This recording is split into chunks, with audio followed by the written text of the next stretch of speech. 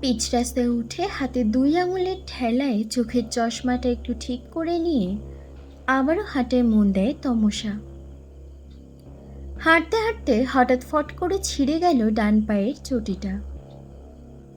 চটির ফিতেটা বাঁধন হারা হয়ে তিরিং তিরিং করে খানিকক্ষণ লাফিয়ে অবশেষে নিস্তেজ হয়ে মুখ থুবড়ে পড়ল চটির জীর্ণ শরীরটার উপর।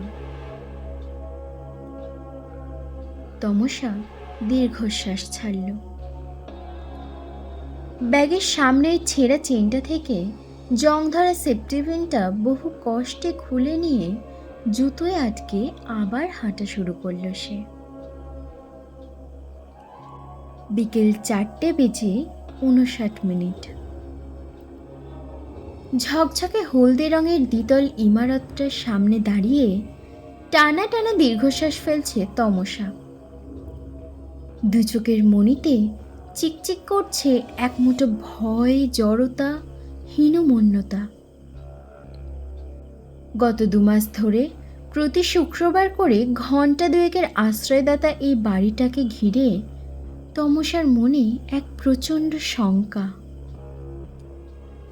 গ্রামের উদার প্রকৃতির আঙিনায় বেড়ে ওঠা ছোট্ট মিশুখে মেয়েটাকে একদমকাই কেমন যেন একগুঁয়ে জড়সড় করে তুলেছে এই স্বার্থপর শহুরে কালচার।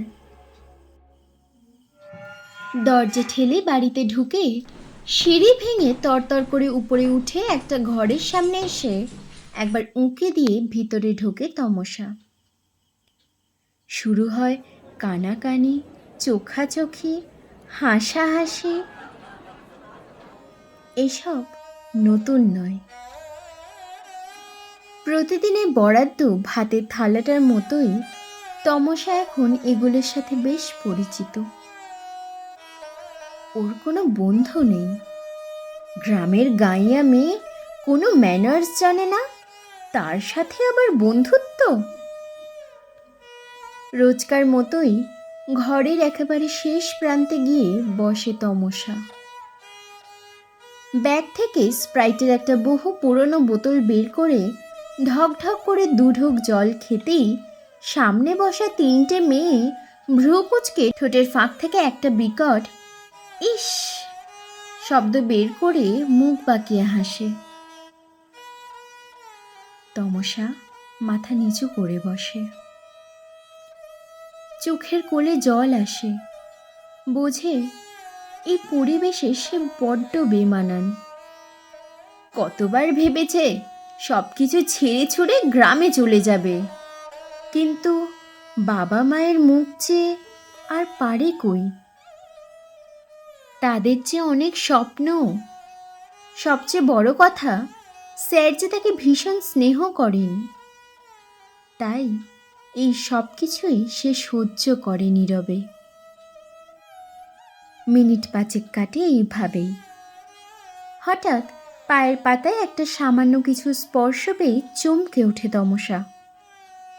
মুখ তুলে দেখে একটা ছেলে। মুখটা অচেনা। আগে কোনোদিন দেখেছে বলে তো না, এই প্রথম। ছেলেটা মুচকি হাসে। তমসাও প্রত্যুত্তরে সামান্য মাথা হেলিয়ে একটু সরে আসে বাম দিকে। টানা 1.5 ঘন্টা এক নাগাড়ে হাত চালিয়ে অবশ হয়ে আসছে ডান হাতের শিরাটা। আর মাত্র একটা প্যারা শেষ করতে পারলেই ব্যাস। এমনভাবেই হাতের কলম যখন সমস্ত যন্ত্রণাকে তুচ্ছ করে স্যারের গলার সাথে তালে তাল মিলিয়ে এক নাগাড়ে ছুটে চলেছে, তখনই হঠাৎ হাতের কনুইতে সামান্য ঠেলা খেয়ে খাতার উপর কালির বক্ররেখা সাজিয়ে ব্রেক কষে থেমে দাঁড়ালো পেনটা। তমসা বিরক্তি চোখে পাশ ফিরতেই দেখে একটা খালি হাতের আরতি। বুঝতে বাকি থাকে না কলমের কালি ফুরিয়ে অপর একটি পেনের আশায় অতিরিক্ত উত্তেজনায় নবগত এই ছেলেটিরই এমন দুঃসাহসিক কর্মকাণ্ড। ব্যাগ থেকে ঝটপট একটা পেন বের করে তার হাতে ধরিয়ে মুচকি হেসে আবারও লেখায় মন দেয় তমসা। ছুটির পর সবার ভিড়ে মিশে কোথায় যেন মিলিয়ে যায় ছেলেটা। তমসাও আর দেখতে পায় না, চেষ্টাও করে না খুব একটা। মেশে ফিরতেই হাত মুখ ধুয়ে বইপত্র খুলে খাটের উপর পা মুড়িয়ে বসে তমসা। এমন সময় সিগারেটের কালে ধোঁয়া ছাড়তে ছাড়তে টলমল পায়ে ঘরে ঢুকেই ধপ করে বিছানার উপর শুয়ে পড়ে তমসার রুমমেট কৃষ্ণা। বই থেকে চোখ তুলল তমসা। কৃষ্ণার পরনের ছেঁড়া জিন্সের ফাঁকেই দৃশ্যমান পায়ের সাদা চামড়ার দিকে চোখ পড়তেই লজ্জায় মাথা নিচু করে। সিগারেটের ধোঁয়ায় দম বন্ধ হয়ে আসে। পাশে পড়ে থাকা ওড়নাটা হাতে তুলে নিয়ে সজোরে নাকে চেপে ধরে আবারও মুখ গোজে বইতে। বাবু, খেতে আয়। মায়ের কথাগুলো প্রদীপের কানে পৌঁছেও যেন ঠিক পৌঁছালো না। তমসার পেনটাকে হাতে নিয়ে বারবার এদিক ওদিক ঘুরিয়ে ফিরিয়ে দেখছে আর চোখ বুজে মুচকি হেসে আলতো করে ঠোঁট ছুঁয়ে দিচ্ছে অসীম দুঃসাহসিকতায়। এক লাফে বিছানায় উঠে বসে প্রদীপ। তমসার মায়া ভরা চোখ দুটো স্থির থাকতে দিচ্ছে না কিছুতেই। নামটা যেন কি যেন বলছিলেন স্যার? হ্যাঁ, তমসা। আলগোছে থেমে থেমে ঠোঁটের ফাঁক দিয়ে নামটা উচ্চারণ করে আবারও হাতের মুঠোয় পেনটা যত্নে ভরে নিয়ে হাসি মুখে পিঠ ফিরিয়ে শুয়ে পড়ে প্রদীপ। আজ শুক্রবার। তমসা কোচিং সেন্টারের ভিতর প্রবেশ করতেই থমকে যায়। আগের দিনের সেই ছেলেটা তার নিত্যদিনের জায়গাখানাকে দখল করে বেশ নিশ্চিন্তে বসে বসে পা নাড়াচ্ছে। ব্যাস, তাহলে আর কি, এই জায়গাটাও হাতছাড়া হয়ে গেল। কিন্তু সমস্যা হচ্ছে, এবার তবে বসবে কোথায়? কেউ তো তার পাশে বসতেই চায় না। প্রথম দিন এসে সামান্য একটা বইয়ের নাম জিজ্ঞেস করাতেই তাকে যা অপমান করেছিল শিবরা, তা ভাবলে আজও সে যন্ত্রণায় কুঁকড়ে ওঠে। আচমকা পায়ের একটা কিছু স্পর্শে চমকে তাকায় তমসা। মোটা চশমার ফাঁক থেকে দেখে প্রদীপ তাকে আঙুলের ইশারায় পাশে বসতে নির্দেশ দিচ্ছে। তমসা খানিক সংকোচ করে, অবশেষে বসে পড়ে সেখানে। তবে বেশ বোঝে বাকিরা তাকে নিয়ে আবারও হাসি ঠাট্টা শুরু করেছে। তবে আজ বিশেষ গায়ে মাখে না, রোজকার মতো কষ্টও হয় না তেমন। আর চোখে প্রদীপের দিকে একবার তাকিয়েই চোখ ফিরিয়ে নেয়। প্রদীপ বেশ মন দিয়ে তমসার মুখের দিকে চেয়ে থাকে কিছুক্ষণ। কৃষ্ণাঙ্গী বর্ণের উপর আজ সাদা জামাটা বেশ উজ্জ্বল দেখাচ্ছে। চশমার পুরো কাঁচ ভেদ করে দৃশ্যমান তমসার হালকা কাজল টানা গভীর চোখের শান্ত দৃষ্টির শীতল ছোঁয়ায় প্রাণ জুড়োয় প্রদীপের। বড্ড ইচ্ছে করে একটু কথা বলতে, কিন্তু আজ পড়া ধরার পালা।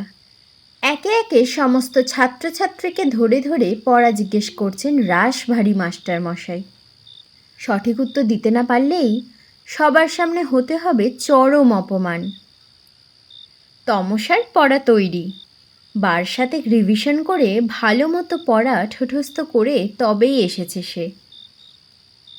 একে একে সবার পর্ব মিটল, এবার তমসার পালা।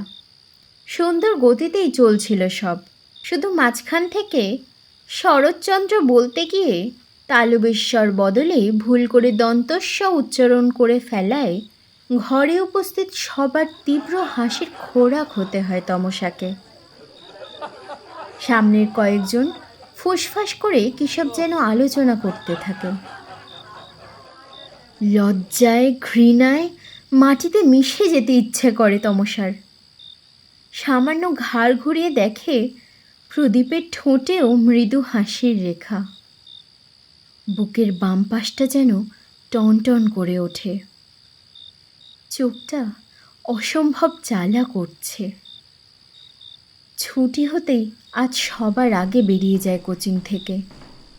ধপধপ করে একসাথে 2-3টে করে সিঁড়ি ডিঙিয়ে ডিঙিয়ে নেমে আসে নিচে। তমসার এমন উন্মত্ত রূপ দেখে প্রদীপও তার পিছন পিছন ছুটে নেমে আসে। তমসার কালো চিবুক বেয়ে চোখের জলটা টপ টপ করে গড়িয়ে পড়ে জামার উপর। বুকের কাছে জামাটা হালকা ভিজে ওঠে। পিচ রাস্তার উপর দিয়ে ছুটতে ছুটতে তমসার এক পায়ের চটি খুলে পড়ে যায় রাস্তার উপর। সেদিকে ভ্রুক্ষেপ না করে এক পায়ে জুতো পরেই ছুটতে থাকে সে, আর প্রাণপণে মনে মনে বলতে থাকে, আর না, আর না, আর থাকবো না এই মিথ্যে শহরে, আর না, আর না।